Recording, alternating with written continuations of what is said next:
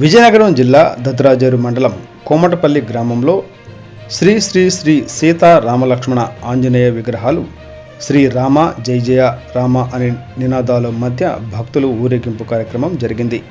ఈ కార్యక్రమంలో గ్రామ పెద్దలు, భక్తులు, ప్రజలు పెద్ద సంఖ్యలో పాల్గొన్నారు.